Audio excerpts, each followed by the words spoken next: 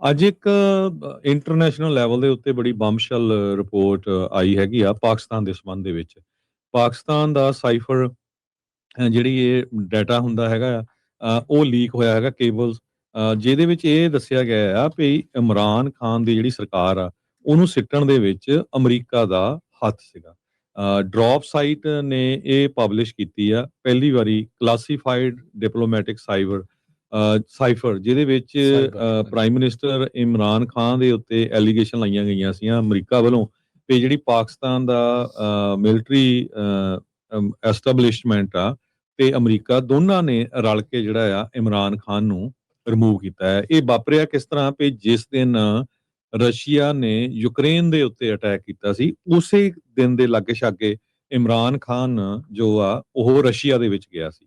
ਸੋ America ਨੂੰ ਇਹ ਲੱਗਾ ਵੀ ਜਿਹੜਾ ਇਮਰਾਨ ਖਾਨ ਆ ਇਹ ਸਾਡੇ ਉਲਟ ਜਾ ਸਕਦਾ ਹੈਗਾ ਆ। ਮਲਟੀਪਲ ਇੰਟਰਨੈਸ਼ਨਲ ਤੇ ਪਾਕਿਸਤਾਨੀ ਆਊਟਲੈਟਸ ਇਸ ਜਿਹੜੀਆਂ ਕੇਬਲਸ ਆ ਇਹਨਾਂ ਨੂੰ ਰਿਪੋਰਟ ਕਰ ਰਹੇ ਹੈਗੇ ਆ। ਜਿਹੜਾ ਇੱਕ ਕੰਟਰੋਵਰਸੀ ਇਹ ਰੀਸਰਫੇਸ ਡਰੌਪ ਸਾਈਟ ਤੋਂ ਹੋਈ ਹੈਗੀ ਆ, ਜਿਹਦੇ ਵਿੱਚ ਕਲਾਸੀਫਾਈਡ ਪਾਕਿਸਤਾਨੀ ਡਿਪਲੋਮੈਟਿਕ ਕੇਬਲਸ ਜਿਹੜੀਆਂ ਸੀਆਂ ਐਕਚੁਅਲੀ ਪਾਕਿਸਤਾਨ ਨੂੰ ਜਿਹੜੇ ਐਮਬੈਸਡਰ ਸੀਗੇ ਅਮਰੀਕਾ ਦੇ, ਉਹਨਾਂ ਦੀ ਜਿਹੜੀ ਗੱਲਬਾਤ ਆ ਮਾਰਚ 2022 ਦੀ। ਯੂਐਸ ਦੇ ਜਿਹੜੇ ਡਿਪਲੋਮੈਟ ਡੋਨਲਡ ਲੂ ਸੀ ਉਸ ਟਾਈਮ ਦੇ ਉੱਤੇ, ਉਹਨਾਂ ਨੇ ਕਿਹਾ ਵੀ ਜਿਹੜਾ ਇਮਰਾਨ ਖਾਨ ਦਾ ਫੋਰਨ ਪਾਲਿਸੀ ਨੂੰ ਲੈ ਕੇ ਜਿਹੜਾ ਇਹਨਾਂ ਦਾ ਟ੍ਰਿਪ ਆ ਮਾਸਕੋ ਨੂੰ ਗਿਆ ਔਨ ਦਾ ਸੇਮ ਡੇ ਜਦੋਂ ਰਸ਼ੀਆ ਨੇ ਯੂਕਰੇਨ ਨੂੰ ਅਟੈਕ ਕੀਤਾ, ਇਹ ਅਮਰੀਕਾ ਦੇ ਲਈ ਸਹੀ ਨਹੀਂ ਹੈਗਾ।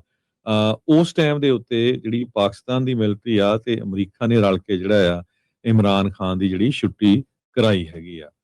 ਉੱਥੇ ਉਹਨਾਂ ਦੀ VOTING ਹੋਣੀ ਸੀ, ਉਸ VOTING ਦੇ ਵਿੱਚ ਜਿਹੜਾ ਉਸ ਨੂੰ ਆਊਟਸਾਈਡ ਜਿਹੜਾ ਉਹਨੂੰ ਆਊਟ ਕਰ ਦਿੱਤਾ ਗਿਆ ਪਾਰਲੀਮੈਂਟਰੀ ਨੋ ਕੌਨਫੀਡੈਂਸ ਵੋਟ ਦੇ ਥਰੂ। ਸੋ ਇਹ ਜਿਹੜੀ ਰਿਪੋਰਟ ਆ ਇਹ ਆਈ ਹੈਗੀ ਆ, ਤੇ ਅੱਜ ਲਗਭਗ ਹਰ ਇੱਕ ਇੰਟਰਨੈਸ਼ਨਲ ਨਿਊਜ਼ ਆਊਟਲੈਟ ਤੇ ਮੇਨ ਨਿਊਜ਼ ਬਣੀ ਹੋਈ ਆ। ਨਹੀਂ ਸ਼ੱਕ ਤਾਂ ਪਹਿਲਾਂ ਹੀ ਜਿਹੜਾ ਉਹ ਇਸ ਚੀਜ਼ ਦੇ ਵਿੱਚ ਸੀਗਾ, ਤੇ ਇਹ ਜਿਹੜੀਆਂ ਹੁਣ ਕਲਾਸੀਫਾਈਡ ਇਨਫੋਰਮੇਸ਼ਨ ਆਪਸ ਦੇ ਵਿੱਚ ਉਹ ਹੁੰਦੀਆਂ ਆ, ਉਹ ਸਾਰਾ ਕੁਝ ਸਾਹਮਣੇ ਆ ਰਿਹਾ ਆ, ਤੇ ਉਹਦੇ ਵਿੱਚ ਕਹਿੰਦੇ ਵੀ ਇਹੀ ਚੀਜ਼ਾਂ ਸਾਹਮਣੇ ਆ ਰਹੀਆਂ, ਦਰਸਾਈਆਂ ਜਿਹੜੀਆਂ ਜਾ ਰਹੀਆਂ। ਜਿਸ ਚੀਜ਼ਾਂ ਦਾ ਸ਼ੱਕ ਸੀਗਾ ਉਸ ਨੂੰ ਇੱਕ ਹਿਸਾਬ ਦੇ ਨਾਲ ਇਦਾਂ ਦੀਆਂ ਖਬਰਾਂ ਪੁਸ਼ਟ ਜਿਹੜੀਆਂ ਉਹ ਕਰ ਦਿੰਦੀਆਂ। ਅੱਜ ਇੱਕ ਇੰਟਰਨੈਸ਼ਨਲ ਲੈਵਲ ਦੇ ਉੱਤੇ ਬੜੀ ਬੰਬਸ਼ੈਲ ਰਿਪੋਰਟ ਆਈ ਹੈਗੀ ਆ ਪਾਕਿਸਤਾਨ ਦੇ ਸੰਬੰਧ ਦੇ ਵਿੱਚ।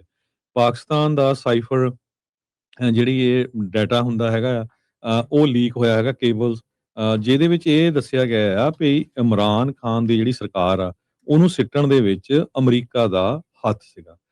ਡਰੌਪ ਸਾਈਟ ਨੇ ਇਹ ਪਬਲਿਸ਼ ਕੀਤੀ ਆ ਪਹਿਲੀ ਵਾਰੀ ਕਲਾਸੀਫਾਈਡ ਡਿਪਲੋਮੈਟਿਕ ਸਾਈਫਰ, ਜਿਹਦੇ ਵਿੱਚ ਪ੍ਰਾਈਮ ਮਿਨਿਸਟਰ ਇਮਰਾਨ ਖਾਨ ਦੇ ਉੱਤੇ ਐਲੀਗੇਸ਼ਨ ਲਾਈਆਂ ਗਈਆਂ ਸੀਆਂ ਅਮਰੀਕਾ ਵੱਲੋਂ ਵੀ ਜਿਹੜੀ ਪਾਕਿਸਤਾਨ ਦਾ ਮਿਲਟਰੀ ਐਸਟੈਬਲਿਸ਼ਮੈਂਟ ਆ ਤੇ ਅਮਰੀਕਾ ਦੋਨਾਂ ਨੇ ਰਲ ਕੇ ਜਿਹੜਾ ਆ ਇਮਰਾਨ ਖਾਨ ਨੂੰ ਰਿਮੂਵ ਕੀਤਾ ਹੈ। ਇਹ ਵਾਪਰਿਆ ਕਿਸ ਤਰ੍ਹਾਂ ਵੀ ਜਿਸ ਦਿਨ ਰਸ਼ੀਆ ਨੇ ਯੂਕਰੇਨ ਦੇ ਉੱਤੇ ਅਟੈਕ ਕੀਤਾ ਸੀ, ਉਸੇ ਦਿਨ ਦੇ ਲਾਗੇ ਛਾਗੇ ਇਮਰਾਨ ਖਾਨ ਜੋ ਆ ਉਹ ਰਸ਼ੀਆ ਦੇ ਵਿੱਚ ਗਿਆ ਸੀ।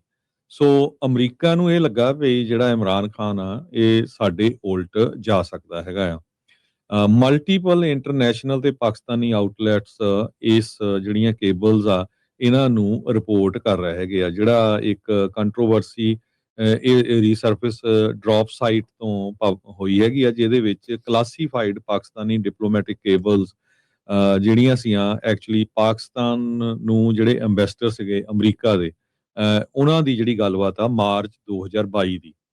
ਯੂਐਸ ਦੇ ਜਿਹੜੇ ਡਿਪਲੋਮੈਟ ਡੋਨਲਡ ਲੂ ਸੀ ਉਸ ਟਾਈਮ ਦੇ ਉੱਤੇ, ਉਹਨਾਂ ਨੇ ਕਿਹਾ ਵੀ ਜਿਹੜਾ ਇਮਰਾਨ ਖਾਨ ਦਾ ਫੋਰਨ ਪਾਲਿਸੀ ਨੂੰ ਲੈ ਕੇ ਜਿਹੜਾ ਇਹਨਾਂ ਦਾ ਟ੍ਰਿਪ ਆ ਮਾਸਕੋ ਨੂੰ ਗਿਆ ਔਨ ਦਾ ਸੇਮ ਡੇ ਜਦੋਂ ਰਸ਼ੀਆ ਨੇ ਯੂਕਰੇਨ ਨੂੰ ਅਟੈਕ ਕੀਤਾ, ਇਹ ਅਮਰੀਕਾ ਦੇ ਲਈ ਸਹੀ ਨਹੀਂ ਹੈਗਾ।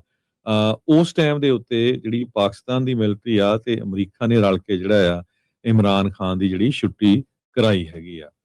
ਉੱਥੇ ਉਹਨਾਂ ਦੀ VOTING ਹੋਣੀ ਸੀ, ਉਸ VOTING ਦੇ ਵਿੱਚ ਜਿਹੜਾ ਉਸ ਨੂੰ ਆਊਟਸਾਈਡ ਜਿਹੜਾ ਉਹਨੂੰ ਆਊਟ ਕਰ ਦਿੱਤਾ ਗਿਆ ਪਾਰਲੀਮੈਂਟਰੀ ਨੋ ਕੌਨਫੀਡੈਂਸ ਵੋਟ ਦੇ ਥਰੂ। ਸੋ ਇਹ ਜਿਹੜੀ ਰਿਪੋਰਟ ਆ ਇਹ ਆਈ ਹੈਗੀ ਆ, ਤੇ ਅੱਜ ਲਗਭਗ ਹਰ ਇੱਕ ਇੰਟਰਨੈਸ਼ਨਲ ਨਿਊਜ਼ ਆਊਟਲੈਟ ਤੇ ਮੇਨ ਨਿਊਜ਼ ਬਣੀ ਹੋਈ ਆ।